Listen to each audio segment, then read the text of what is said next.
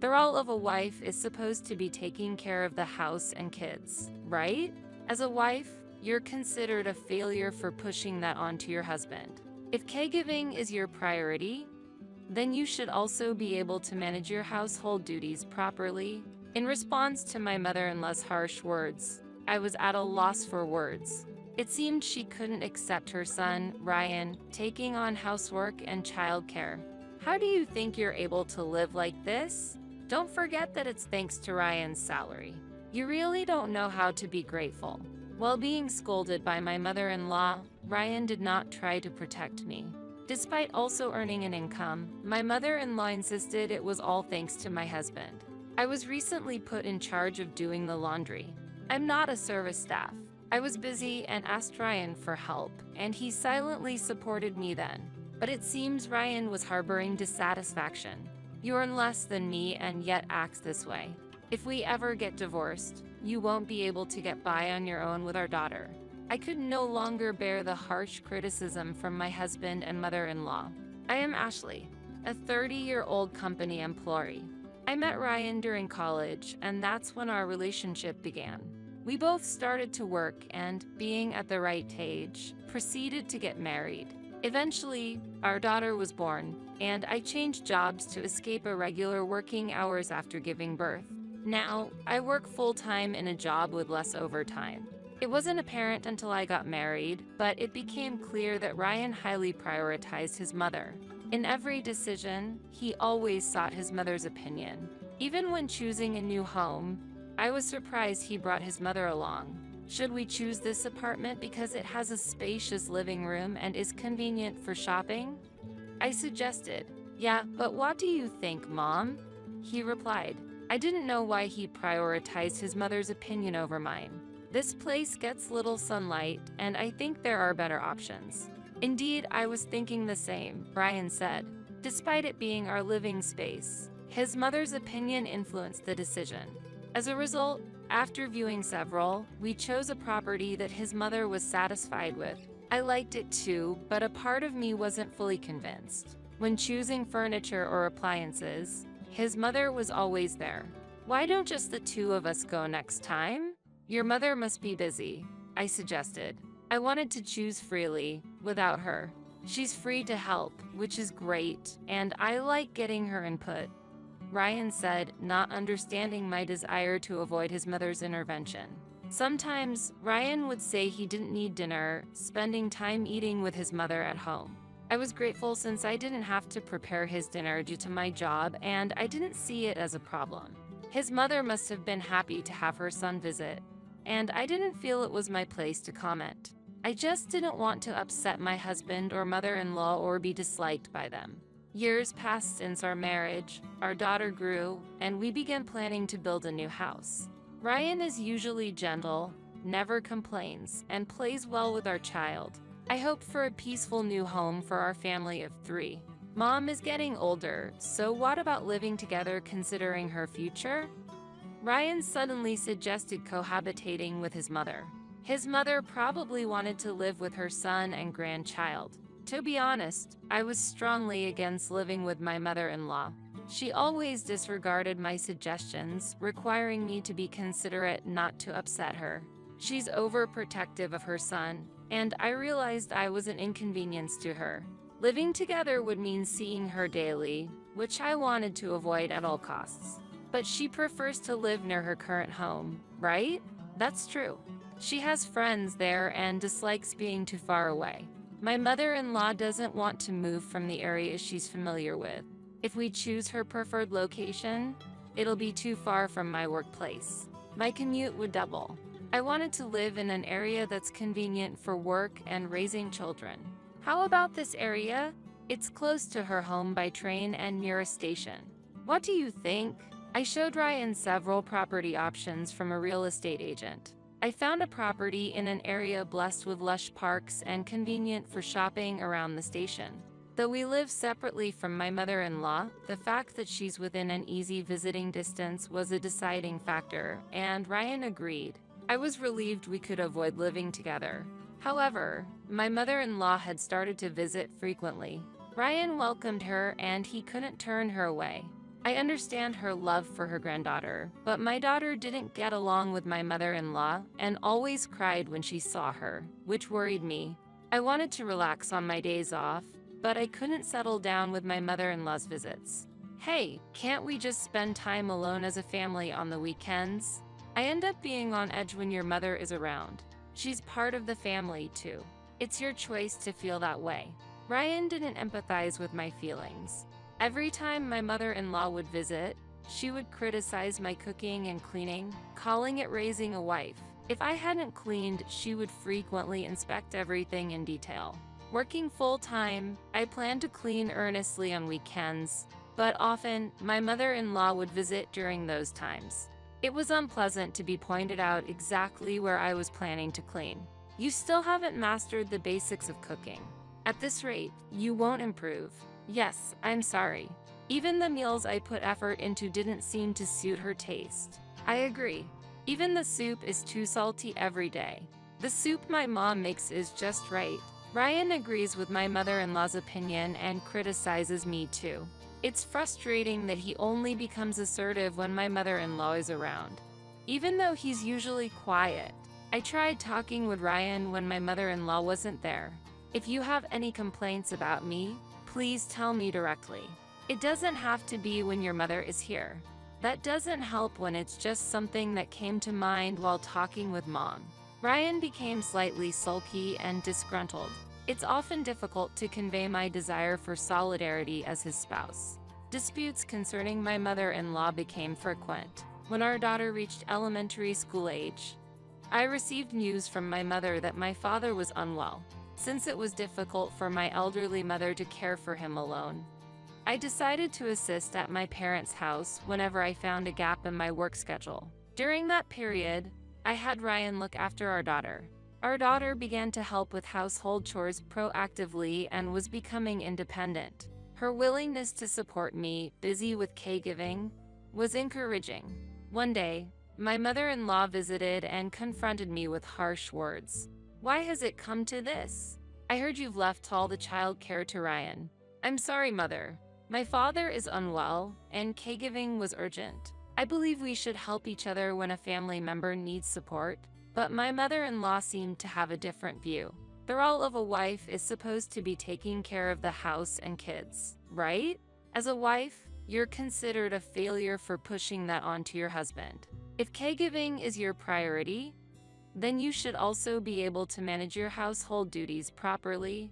I was at a loss for words to my mother-in-law's intense words. It seemed she couldn't accept her son taking on housework and childcare. How do you think you're able to live like this? Don't forget that it's thanks to Ryan's salary. You really don't know how to be grateful. While being scolded by my mother-in-law, Ryan did not try to protect me. Despite also earning an income, my mother-in-law insisted it was all thanks to my husband. I was recently put in charge of doing the laundry. I'm not a service staff. I was busy and asked Ryan for help, and he silently supported me then. But it seems Ryan was harboring dissatisfaction. I understood my mother-in-law's anger. However, I felt it was intentional. My situation became tougher as I juggled housework, childcare, and caregiving, and Ryan's attitude towards me became stricter. I want to do household chores whenever possible, but when I can't, I need help. I wish you'd at least take care of your own things. I understand it's challenging to care for our child, but I at least expected him to manage his own stuff. What? It's the wife's job to take care of the house. Why should I have to do it? Can't comprehend. Is this your excuse for neglecting household duties? Ryan didn't show any willingness to understand my plea for cooperation. You earn less than me and yet acts this way. If we ever get divorced, you won't be able to get by on your own with our daughter. Due to the fact I had to change jobs, my income decreased, and now I earned less than Ryan. I chose a job with less overtime because our daughter was still young. Ryan had been making unrealistic demands, showing me a completed divorce form. If caregiving is so important, clean the house perfectly before you leave. Ryan intentionally demanded impossible things from me, who worked full-time. Even when I was tired from work, neglecting dinner preparations was not allowed. Don't you think the variety in your cooking is lacking? Stop trying to get by with stir fries all the time. And I won't eat side dishes bought from the supermarket. I was asked to prepare complex home-cooked meals, and because of that I was getting more and more mentally and physically fatigued. Later, when going to my parents' house, I decided to take my daughter with me. I stopped expecting anything from Ryan, who made harsh demands. I tried not to care about him and reduced the care I provided. At my parents' house, my mother adored my daughter and always welcomed our visits. My daughter loved her grandmother and looked forward to playing with her. I'm happy you visit, but don't overdo it. I worry when I see you tired. My mother was sensitive to the changes in me. Don't worry, I have Nicole's help, so it's easier for me. I always felt guilty for relying entirely on my mother. During that time, my father, whom I was caring for, passed away, and my mother and I discussed the inheritance amidst our grief. My father was in fact a wealthy man, owning several properties, including this luxurious home. The house was vast, old but well-maintained, and still habitable. It was the place where my parents lived together. I remember Ryan being impressed by the luxury of the house when he came to propose. The location was convenient for transport and in a highly regarded resort area.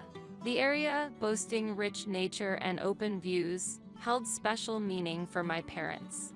I thought my mother would continue living here, but she said, "This house is too big for one person." Indeed, managing this large mansion might have been difficult for my elderly mother. In the end, I took over the house, and my mother moved to a convenient apartment purchased with the inheritance. After my father's funeral, sorting through his belongings and dealing with the inheritance, I spent time in the mansion with my daughter while progressing with work. I relied on my mother and daughter for shopping, and while I was working alone, my mother-in-law and Ryan suddenly appeared. "What brings you here so suddenly?" I asked, and my mother-in-law, while touring the house, said, "I heard you inherited this splendid house. It's spacious, so there's enough room to live together," she said. "What?" I asked back, not understanding what she meant. "From now on, we'll live here together. I'll properly train you to be a wife," my mother-in-law declared cheerfully. Training to be a wife? I almost laughed at those words. I looked them straight in the eyes and said, "Wife? But I'm single now." "Huh? What are you talking about?" They were puzzled by my words. I filled out the remaining part of the divorce form and submitted it, so we're technically no longer related. "Unfortunately, there's no wife for you to train anymore." "What? How can you think that's acceptable?" they said. The moment I announced the divorce, their faces showed astonishment. They probably didn't expect me to actually file the divorce form. It's not about whether it's acceptable or not. Ryan signed the divorce form himself. It's unacceptable for a wife to defy her husband so brazenly, my mother-in-law exclaimed angrily. Shortly before my father passed away, I had actually filed for divorce with the form that Ryan had been using to threaten me.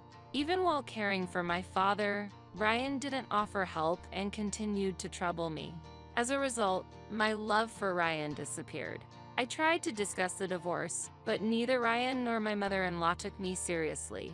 After my father passed away, I lost the chance to talk to them. My anger towards my mother-in-law's words exploded. Just because I'm your daughter-in-law doesn't mean I should obey everything. A daughter-in-law is not a slave. It doesn't matter what my mother-in-law thinks anymore. I am no longer her daughter-in-law. What are you saying? Don't think such an attitude is acceptable. My mother-in-law shouted. Enraged, she lunged at me, shouting. I tried to resist, but my mother-in-law's overwhelming strength subdued me.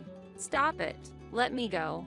I screamed, but my mother-in-law, furious, yelled, "How dare you get a divorce without consulting us?"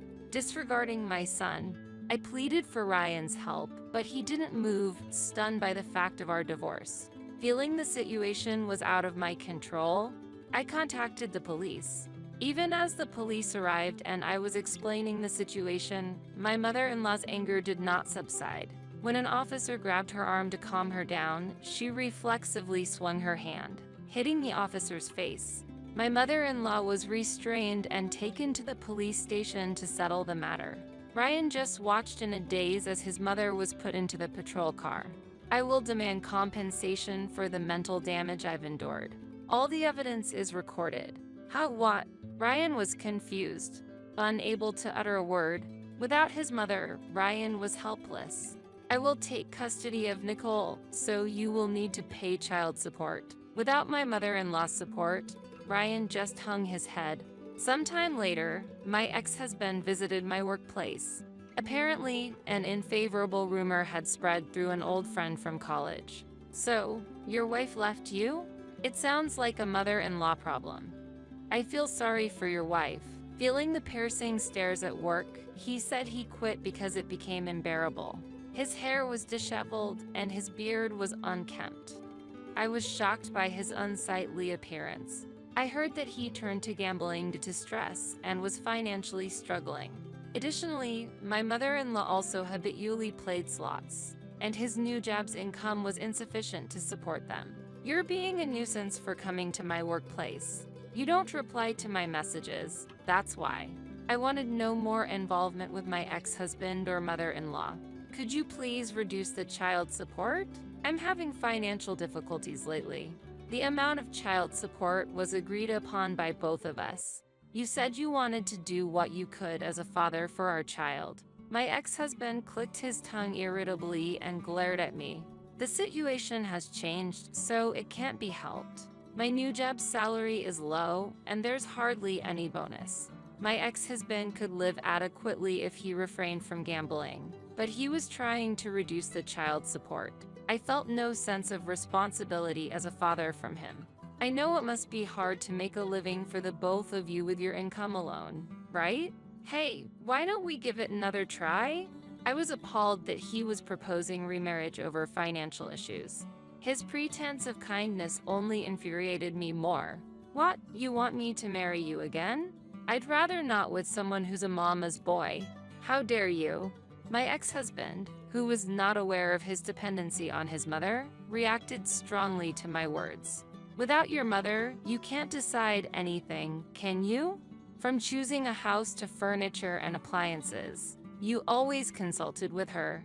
That's not true. Despite my ex-husband's objections, there was still so much more I wanted to convey. And your clothes, too. You chose them with your mother. That's what people generally call a mama's boy. My sharp words left my ex-husband unable to hide his agitation. He may pride himself on being a good son, but from my perspective, he's a typical mama's boy who can't make his own decisions. You always laughed at my lower income, but I won't allow such comments anymore. What does that mean? My efforts at my new job have been recognized, and I've received a promotion. I've been promoted, and now my income surpasses yours. It's impossible. There's no way you earn more than me. Ryan doubted my statement. He always took pride in his higher income and belittled me. He must have never considered the possibility of his wife earning more than him. You don't have to believe me. I can show you my paycheck anytime if you want. I spoke with confidence, and Ryan fell silent. I have also inherited assets, so I can live comfortably without my ex-husband. My husband can't force house chores upon me, and there's no nagging from my mother-in-law, which is very comfortable. Then, could you share the mansion and properties you inherited with me? I should have some rights to them. I explained Ryan's unreasonable demand. Inheritance is not considered joint marital property. I'm sorry, but you have no rights to it. Damn it. It's all because you filed for divorce. I did nothing wrong. It seemed Ryan couldn't accept the reality of our divorce. If you did nothing wrong, why did you agree to the divorce then? Did you help me when I was overwhelmed with caregiving? You didn't help at all. That's because you didn't do the house chores properly. I was too busy to even have time for that. Shouldn't spouses support each other? Ryan, who lacked to support me as a spouse, caused my love for him to fade. He likely doesn't understand that he wasn't there for me when I needed support the most. It's unfair for me to bear all the household and child care responsibilities alone, even though I'm working too. What are you talking about? House chores and child care are a woman's duty. You're wrong to burden your husband with them. Without reflecting on his actions, Ryan raised his voice. His views probably won't change no matter how much we discuss it. These are probably deep-seated teachings from his mother. Ryan, causing a disturbance in front of my workplace, was eventually escorted away by security. Ryan and his mother's financial situation eventually worsened, and they had to let go of their home. Moving to a modest apartment, they somehow managed to continue paying living expenses and childcare. Yet, they still couldn't refrain from gambling and lived a difficult life. Despite being busy with work, I'm happily living with my daughter, supported by my mother. My daughter is also delighted to see me smile more often these days. Once living cautiously around my ex-husband and mother-in-law, I now want to live true to myself and set a good example for my daughter. I have the responsibility to raise her alone moving forward. My experience with my ex-husband has deepened my understanding of the importance of a parent's role. I'm committed to teaching my daughter the values of compassion and mutual support, aiming to overcome any challenge with a smile.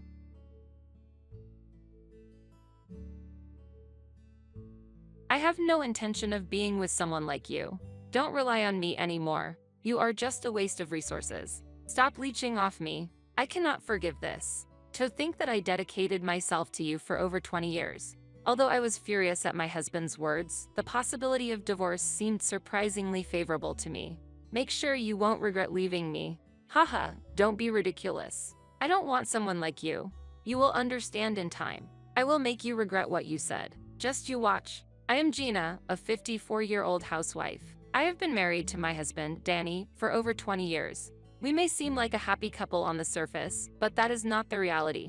We are just a couple on paper, unable to divorce and merely living together. The man who was kind during our dating days changed after marriage, becoming dominant at home. I feel that our children are the only thing that's still holding our marriage together.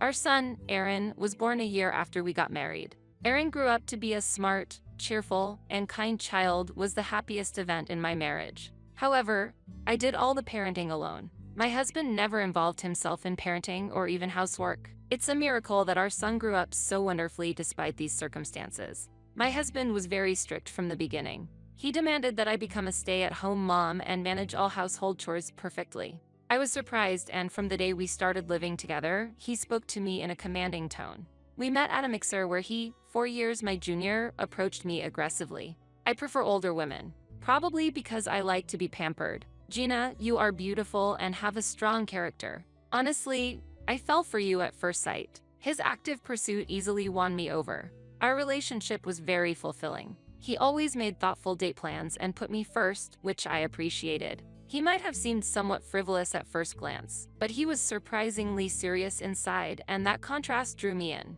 Our relationship went smoothly, and about a year and a half later, he proposed. I want to spend my life with you, Gina. Will you marry me? I was overjoyed and accepted his proposal. The moment I gazed at the ring he gave me was a moment of happiness. After the proposal, we proceeded with the formal introductions to our families, and it was only then that I learned that Danny's father owned a business. The revelation that he was the president's son surprised me. You see, people sometimes approach me for the money, so I didn't tell you so that I could get to know the real you. He explained. I see, I responded. Although the way he expressed it may sound somewhat degrading towards women, this may be a problem unique to wealthy families. I didn't take it to heart. However, I was glad I passed his trials and was happy that it resulted in marriage. He recognized that I wasn't after his money. My in-laws, whom I met for the first time during our marriage introduction, were very warm people. We are truly grateful that you are marrying Danny. Gina, you are genuinely kind-hearted. It's wonderful that you are older. Danny still has some immaturity, so an older wife is good for him. Please take care of our son. Danny laughingly said, Mom, Dad, don't treat me like a child. What are you talking about? You're still a child. What? I couldn't help but laugh at the conversation between Danny and his parents. My father-in-law, the president, was extremely humble and polite, and my mother-in-law was kind, cheerful, and had a charming smile. I was happy I was able to become a part of this family.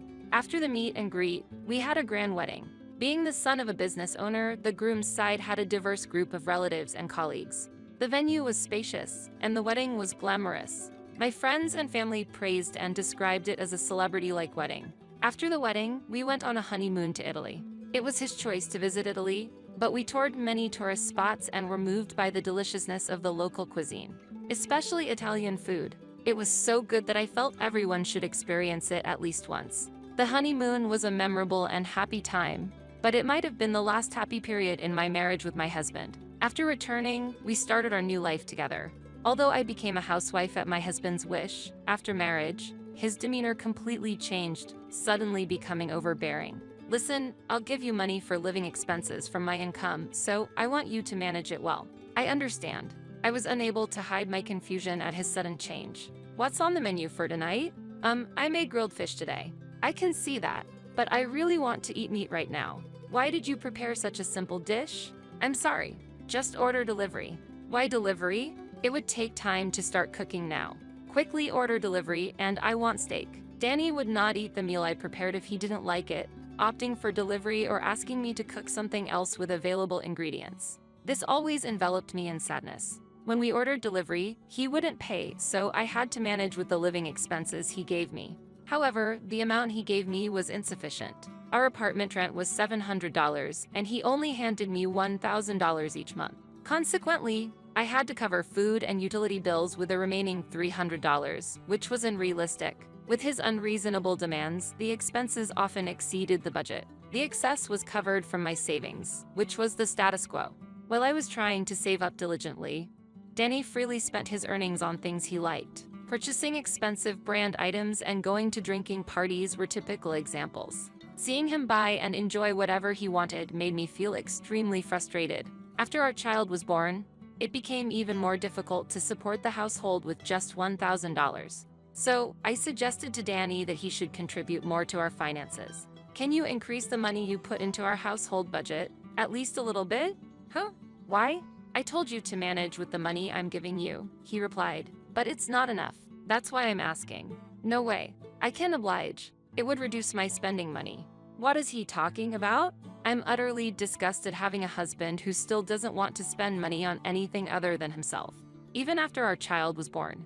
Then, please allow me to work part-time to earn some money? What? I can't allow that. You would obviously neglect house chores. I won't do that. With the living expenses you give me, I can't even provide enough food for Aaron. I don't want to raise our child in poverty. What? I'm the future president. Show some respect. Then make a choice. Put more money into the household, or allow me to work. Which do you prefer? Fine, as long as you promise not to neglect the household chores, a part-time job is okay. Eventually, Danny agreed to let me work outside. It took way too long to get his consent. Having to explain so much was indeed a taxing effort. Afterward, I started working as an office assistant at a nearby company. Having years of work experience allowed me to smoothly secure the job, which was a relief. From there, my busy routine began. I woke up at 5:30 in the morning, first preparing lunchboxes for my husband and myself. Then, I did the preliminary preparations for dinner and finished cleaning the bath and toilet. By the time Danny woke up, I served breakfast, sent him off, and quickly washed the dishes. Next, I took our son to daycare and then rushed to my workplace. My work ended around 3:30 p.m., after which I picked up my son, did some shopping, and returned home. Since I completed most household chores in the morning, I just did some cleaning and laundry in the afternoon, starting dinner preparations to have everything ready by the time Danny returned. Although I hardly had any rest, I was satisfied knowing my son was eating healthy meals. The interaction with my son and his smiles healed my fatigue. Danny hardly participated in housework or childcare, but I didn't have high expectations from the start. Nevertheless, a part of me wished he would spend more time with our son. In the end, Danny never showed any interest in parenting. Despite his overbearing behavior at home when in front of his in-laws, he acted as if he's really close to me and my son, which made me see him as a coward. I was initially worried that my in-laws might be like Danny, given his drastic change from our dating days. However, when we visited them after getting married, they treated us with the same warmth as before. They cared for my health and showered Aaron with love. They were completely different from Danny. I felt much more at ease at my in-laws' house than with Danny. Gina, do you have any concerns? You've just started a part-time job, and with childcare and housework, it must be tough. Feel free to talk to us if you need anything. Thank you, but I'm fine for now. That's good to hear. Please come and visit us anytime. We're always happy to welcome you. I truly appreciate your words. The kindness of my in-laws has been a great support for me. Over time, Danny became increasingly harsher. He started coming home later, and the number of days he skipped dinner increased. While most would find this lonely, I actually found relief in his absence. The house was much more peaceful when he wasn't around. The time spent alone with Aaron was indescribably restful and tranquil. When Danny was home, he tended to be aggressive towards me, depending on his mood, and often got irritated for trivial reasons like crowds during unexpected outings. If that was the case, it would have been better to just relax at home from the start, but I could hardly say that out loud because he got furious when I voiced my opinion. I didn't want my son to see his father's behavior like that, so I complied with my husband unless it was completely unreasonable. I made sure to educate Aaron well during our time together, aiming not to pass down Danny's values. As a result, Aaron has grown into a wonderful person. Visiting my in-laws with Aaron while Danny was out seemed to have positively impacted Aaron's growth. The interactions with my kind and understanding in-laws have positively influenced his character development. Thus, I focused on parenting without relying on Danny. Time swiftly passed, and my son grew up, enrolling in a prestigious high school known for its academic rigor. Naturally, he was also aiming for university admission. This meant significant tuition fees would be required. I've been diligently saving a portion of my part-time income to fully support my son's future. Thanks to this, I wasn't worried about which university he would choose to attend. In his final year of high school, my son shared his plans for his future education. I would like to go to a university in Boston, but the tuition and the cost of living alone will be quite substantial, right? While he openly discussed his aspirations, he was also considerate of our family's financial situation. My husband, as usual, was not keen on spending much on the household and was negative about educational expenses. Despite taking over the business from my father-in-law and having an income, he was reluctant to invest in his child's education. However, I had anticipated this situation and saved accordingly. Don't worry, there's no need for you to make any sacrifices. I've saved for your tuition and living expenses. Mom, thank you so much. I'll study hard and get a good job to repay you. That's reassuring. But first, you need to get into university. Yeah, I'll do my best. He replied, smiling with hope. Dedicated, Aaron focused on his studies and was accepted into his desired university in Boston, a proud moment for me as a parent. Mom, I did it. I got accepted. Wow, that's amazing. We joyfully found his number on the online acceptance list. Danny, being off work that day, became curious about our celebration and inquired, "What's the excitement about?" He had forgotten the previous night's dinner conversation about the announcement of university acceptance. Anything not of interest to Danny seemed to go in one ear and out the other. Aaron got into the university he wanted. His hard work paid off, and we're really happy. I responded with a smile to my husband. Feeling happy and moved, Danny asked, "So, which university is it?" When I mentioned XX University, Danny frowned and said, "Why bother going to a university in Boston? It's a waste of money." I was truly disappointed by his reaction.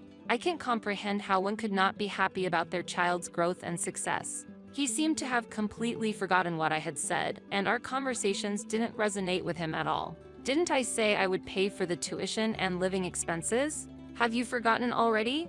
Huh? Did you? Danny seemed to forget family matters as soon as they were mentioned, showing little interest in us. Why do you forget about home matters so easily? Think about your family a bit. I couldn't hide my irritation when it came to our son, likely a buildup of my frustrations with him. At my angry words, Danny became indignant and retorted, "Who do you think you are? Who do you think provides the food you eat?" I replied calmly, "I prepare the meals and I wash your clothes so you can go to work well-dressed. Don't underestimate housework. Why don't you try handling everything yourself then?" "No way. I earn the money, so I don't need to do the housework." Danny seemed a bit taken aback but then stormed out in a rage. "Aaron, I'm sorry our supposed fun time got spoiled by the argument with your father." "It's okay, Mom.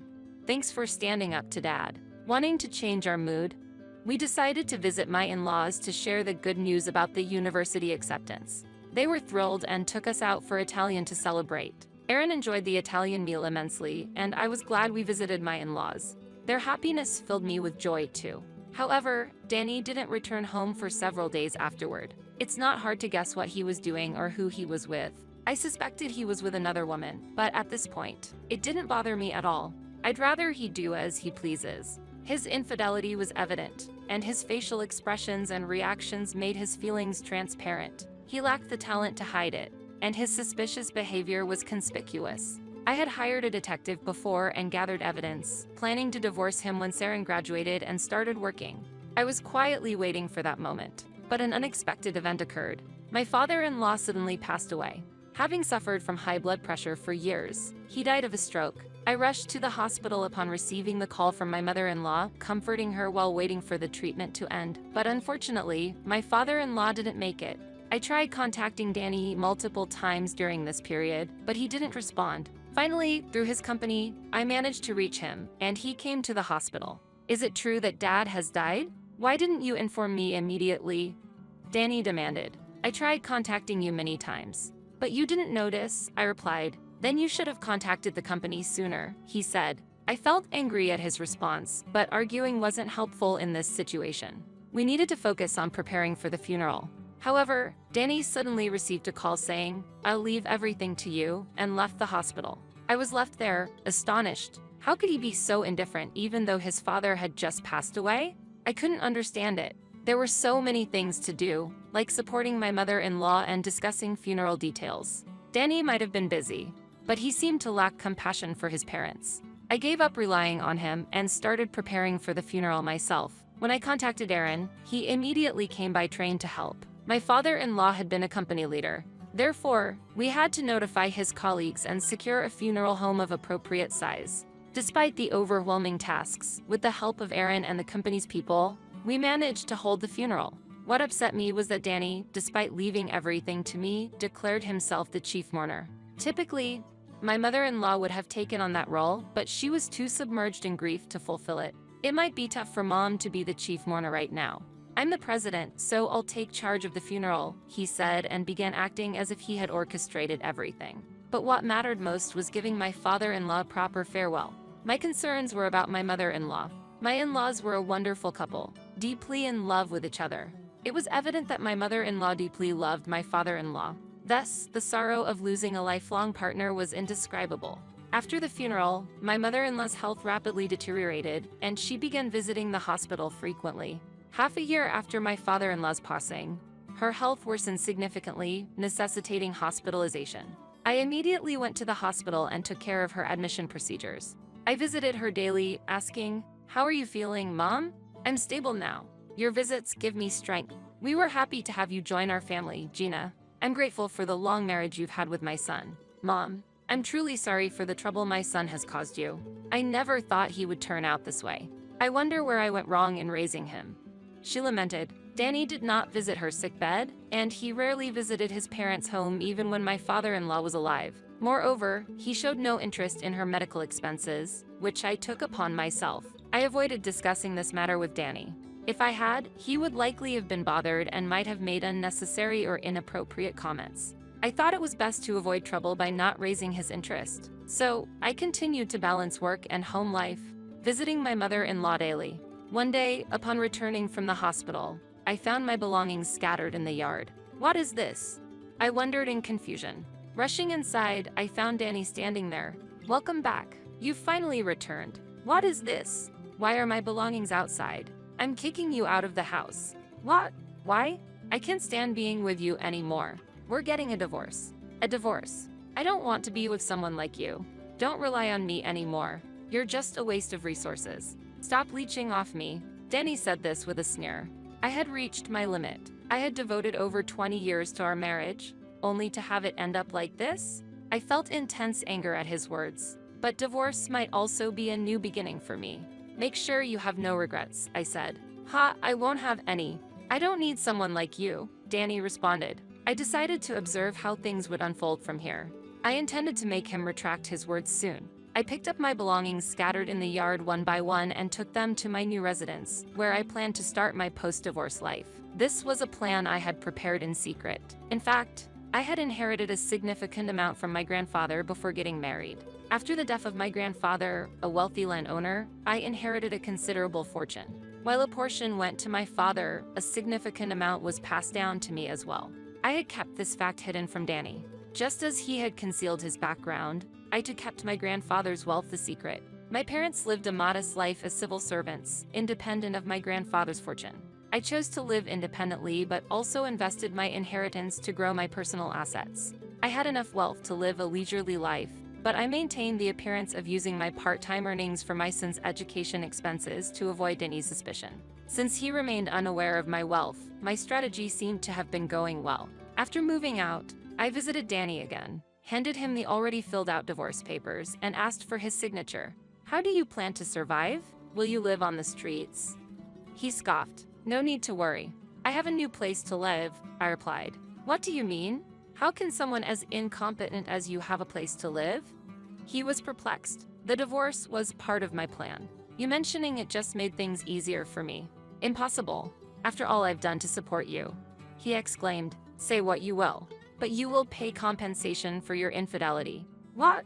"I know everything. Here's the evidence." I said that while showing him the photos proving his infidelity. Though he turned pale, he retorted, "Don't think something like this will shake me." "No problem. Let's discuss this through lawyers from now on." Humph, he was clearly agitated. Eventually, the divorce was finalized, and I received the compensation. However, Danny's troubles were far from over. "What is this? Why am I receiving bills for Mom's medical expenses?" Danny's sudden call echoed. "The issue was about my mother-in-law's medical expenses. It's only natural. I've been paying them so far, but as her son, you should be responsible." "No way. I wasn't informed about this." "Well, now as her son, you should make the appropriate payments." "That's ridiculous. I've already lost my position as the president." "Oh, how sad. It's your fault." "No, it's not. I just informed your mother about the truth." "Ha, what are you saying?" She was outraged to learn that you had neglected your family and had an affair. As the primary shareholder, she decided to remove you from the presidency. "That's impossible." "Mom betraying me? She would never do such a thing." "No, you're the one who repeatedly betrayed her. Don't blame her." "I don't know about any of this." "Where are you living now?" "In some cheap apartment." He speculated. "Quite the opposite. Let me show you." I responded, showing him my house via video call.